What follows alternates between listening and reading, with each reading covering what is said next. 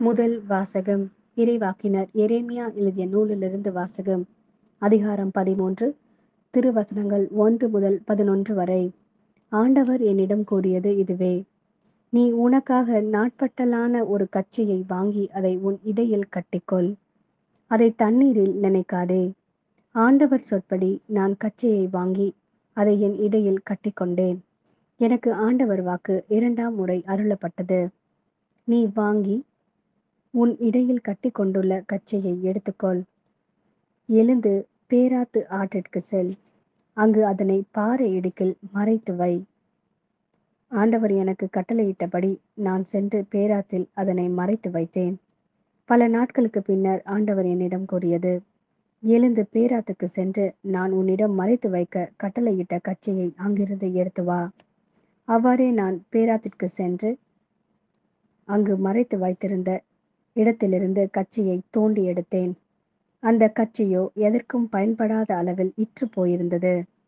அப்போது ஆண்டவரின் வாக்கு எனக்கு அருளப்பட்டது.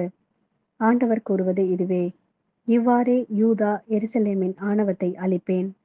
என் சொற்களுக்கு செவி கொடுக்க மறுத்து தங்கள் இதய பிடிவாதத்தின்படி நடந்து வேற்று தெய்வங்களை பின்பற்றி அவற்றிற்கு ஊழியம் செய்து வழிபட்டு வரும் இத்தீய மக்கள் எதற்கும் பயன்படாத இந்த கச்சையைப் போல் ஆவார்கள். கச்சை ஒருவரது இடையோடு ஒட்டி இருப்பது போல இஸ்ரேல் யூதா வீட்டார் யாவரும் என்னோடு ஒன்றித்திருக்க செய்தேன். அவர்கள் எனக்கு மக்களாகவும் பெயராகவும் புகழாகவும் மாட்சியாகவும் இருக்க செய்தேன்.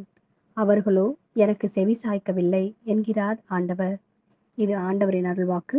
இறைவா, உமக்கு நன்றி. யோவான் எழுதிய நற்செய்தி. அதிகாரம் 11.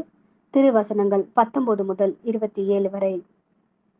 சகோதரர் இறந்ததால் மார்த்தா மரியா இவர்களுக்கு ஆறுதல் சொல்ல பலர் அங்கே வந்திருந்தனர். இயேசு வந்து கொண்டிருக்கிறார் என்று கேள்விப்பட்டதும் மார்த்தா அவரை எதிர்கொண்டு சென்றார். மரியா வீட்டில் இருந்து விட்டார். மார்த்தா இயேசுவை நோக்கி, ஆண்டவரே, நீர் இங்கே இருந்திருந்தால் என் சகோதரன் இருந்திருக்க மாட்டான். இப்போது கூட நீர் கடவுளிடம் கேட்பதையெல்லாம் அவர் உமக்கு கொடுப்பார் என்பது எனக்கு தெரியும் என்றார். இயேசு அவரிடம், உன் சகோதரன் உயிர்த்தெழுவான் என்றார். மார்த்தா அவரிடம், இறுதி நாள் உயிர்த்தெழுதலின் போது அவனும் உயிர்த்தெழுவான் என்பது எனக்கு தெரியும் என்றார். இயேசு அவரிடம், உயிர்த்தெழுதலும் வாழ்வும் நானே. என்னிடம் நம்பிக்கை கொள்பவர் இறப்பினும் வாழ்வார். உயிரோடு இருக்கும்போது என்னிடம் நம்பிக்கை கொள்ளும் எவரும் என்றுமே சாக மாட்டார். இதை நீ நம்புகிறாயா என்று கேட்டார். மார்த்தா அவரிடம், ஆம் ஆண்டவரே, நீரே மெசியா, நீரே இறைமகன், நீரே உலகிற்கு வரவிருந்தவர் என நம்புகிறேன் என்றார்.